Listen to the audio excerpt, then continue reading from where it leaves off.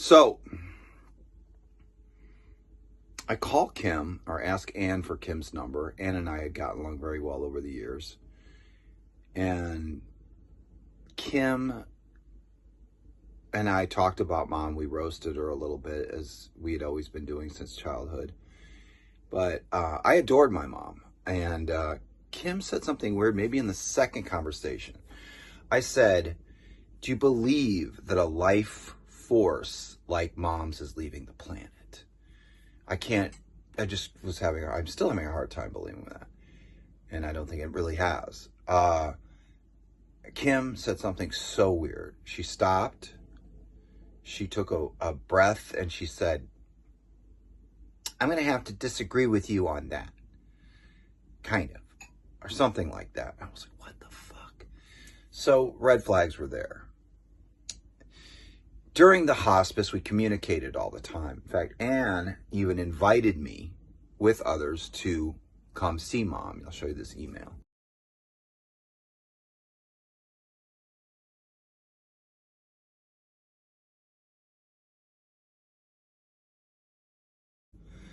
But they didn't think I could go because I can't fly. There's a whole Social Security number thing, which is very germane to this story. My mom did not get me a Social Security number, or Kim or Ann, when we were kids. I have no idea why. She never explained that. And she knew she didn't. And Kim and Ann had gotten theirs when they got married. And I just never could. I used a fake one for so long. I paid taxes on it. It was just random numbers I'd filled in on my first job. So I had paid taxes on it, had bank accounts, driver's licenses, everything until the early 2000s when all of this stuff stopped working for me. And then my mom and I, knowing this was just a horrible handicap, even though my business has been successful, I can't scale it. I can't take in more money. Several people have offered to expand it. I just can't. I'm not lazy or a grifter, as my sister has characterized me. I have built thousands of things in Los Angeles, and I have hundreds of friends and 10 former employees that will say glowing things about me as an employer and somebody who supported them. Anyway, so that they didn't think I could fly out. And I know that they didn't. My mom was saying, don't try, because could you imagine? She's dying of cancer, and then she gets a call that her son is detained by TSA. So I just wanted to make it a surprise, a happy surprise.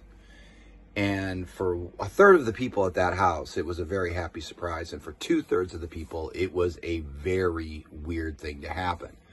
So I arrived. And when I showed up, the estate had already been cooked. I mean, it had already been written out. All they had to do was tell me over the phone that it was going to be a few weeks, papers, etc., give me some sort of soft landing, throw me some money. But since I showed up and could come back immediately after Mom died, it was a panic. They panicked and did a bunch of really stupid shit in rapid succession, which you guys all didn't realize was blatantly fucking criminal. And every lawyer I talked to did. So I know this family's not that fucking stupid. Unannounced, I come to the front of the house and there's no activity, but I hear people talking. So I've never been there before. I went to her other house, but I went around back and there are my sisters smoking. And I walked up and Kim looks at me. She doesn't recognize me. She says, "Who are you? What are you doing here?" And then they just are like, "Whoa." And then I said, is Mom all right? Is she still alive? They said, yeah, go see her. Then the strange thing happened. So my mom's very happy to see me.